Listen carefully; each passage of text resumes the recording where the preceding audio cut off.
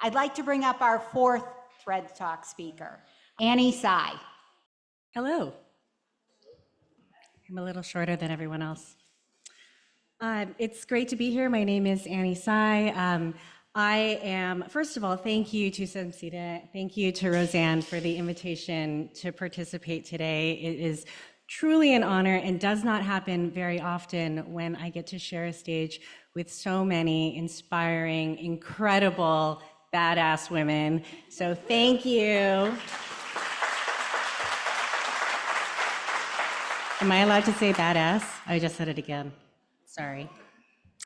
Well, yes, I do personally have many passion projects, as my husband and my friends like to call them. Perhaps worth explaining a little bit is that for some time now, I have been writing a weekly column for the San Mateo Daily Journal. And it's been an absolutely incredible experience, which at times has been somewhat challenging in narrowing down on the topic in which I'm going to write about, because as the amazing editor-in-chief John Mays initially instructed me to do, he said, "Hey, Annie, you should write about whatever you want to." So when the world is your oyster, I get to do things like, over a 1-month period, write about child online privacy, and then climate change and its impact to home gardeners, and a Senate bill on artificial intelligence, and then last week I got to write about Billy Joel, obviously. So thank you, a heartfelt thank you to anybody who's reading on a weekly basis. Thanks for joining me in my stream of consciousness. I will see you there next week. I do happen to also have a day job, and that is as Chief Operating Officer for a 10-year-old bootstrap software company called Interact. We are a small business, but we build software for small businesses focusing on lead generation and online quiz making. And that helps small businesses grow and sell more products online faster. So that's my day job. Now, the numbers speak for themselves. Small businesses are the heart of San Mateo County, and they're the heart of our country. And this is the story of one of those small businesses. It's of us almost not making it many times, of the immense pressure that comes with being non-venture backed in this sea of money called Silicon Valley. And it's also a story of how sometimes the hardest days are when the biggest leaps happen. These are our co-founders, Josh and Matt.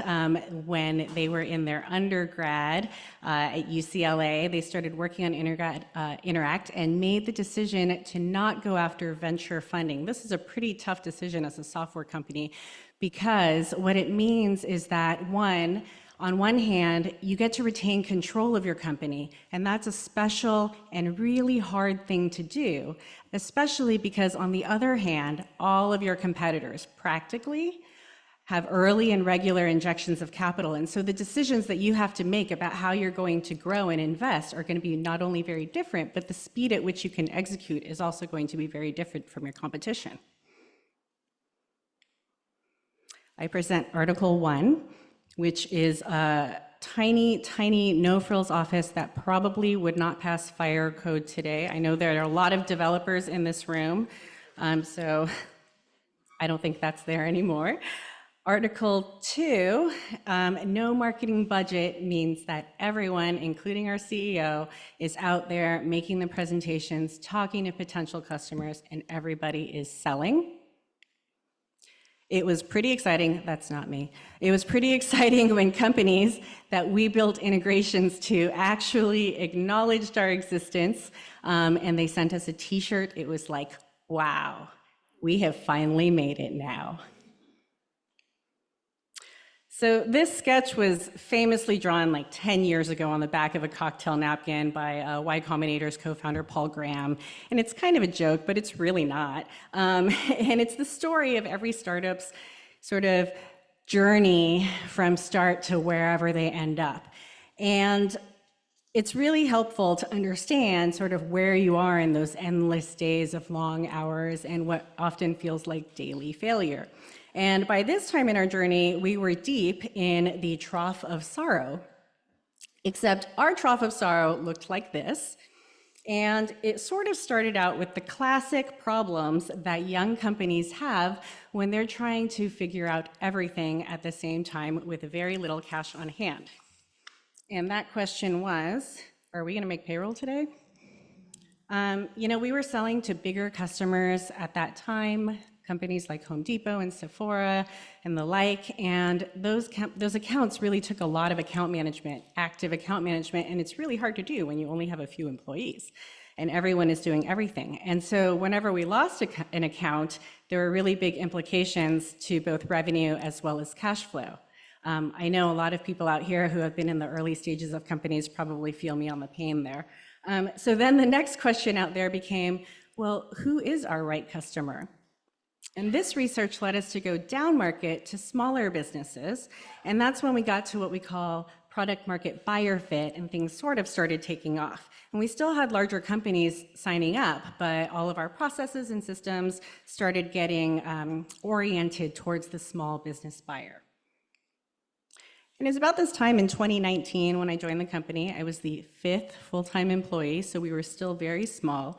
We were sort of the tail end of the trough of sorrow, but very much still felt it. We're all still having all of the common everyday software company problems around driving adoption, getting customers to stay our customers, and trying to find more people to buy our stuff. So began the period called the Wiggles of False Hope. This is very real. And that is when, as a company, you overcome one big hurdle, and then very, very quickly after, another one comes, and it just keeps happening over and over again. And finding great talent we could afford was hard because we were bootstrapped. Getting customers to activate was really hard because we were fully automated, focusing on scale. Building out an in-house engineering team. Could you imagine trying to hire engineers that were also interviewing at the Googles and the Facebooks of the world? It was really hard. And we, it was really impacting our growth for a while. And surprisingly for us, as well as with lots of other software companies, as you've heard, the pandemic was actually pretty good for business because so many businesses had to figure out how to generate revenue online.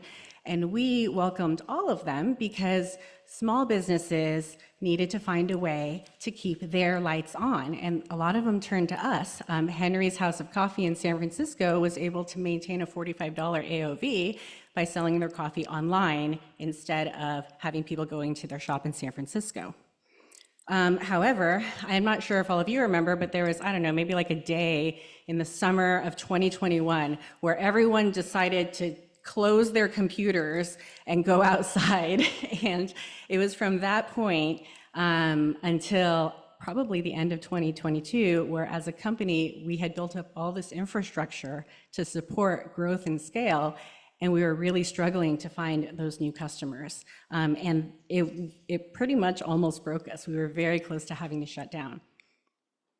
But November 2022 was sort of a zeitgeist moment for us because OpenAI had launched ChatGPT. Here's my AI story. For at least a year before ChatGPT was launched, we had been talking about sort of this magical wizard that would take all of our 10 years of institutional knowledge and have a user drop in whatever they wanted, and we would pump out a quiz for them that was really, really high performing. We didn't have the bandwidth to do that internally right now, but with ChatGPT, we could do that very quickly. So just like with email marketing or with designing a website, making a quiz is pretty hard. It's intimidating and time consuming, and it's not because the technology is hard to use, it's because small business owners are great at doing the thing they started their business to do, but they don't have the inclination or the time to figure out how to do marketing content to grow their business. And so oftentimes that just gets ignored or it gets handed off for as long as they possibly can think of. And this was our adoption challenge. And we had tried so many strategies for increasing adoption, including building over 1,000 templates just to get people to try and use our product.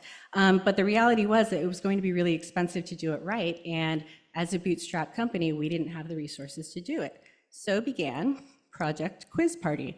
Every great story has a hand-drawn picture. That's my lesson. For 6 months, the team refined a prompting model that would allow anyone to enter a few pieces of information, and we would use our years of institutional knowledge about how people behave when they answer questions and results that people like to generate conversions, and we would make a quiz for them. At first, it was manual. We used that time to really refine the prompting model, and then we would pop a quiz into their account. And then our incredible small but mighty engineering team, this is their band pick, their future band pick.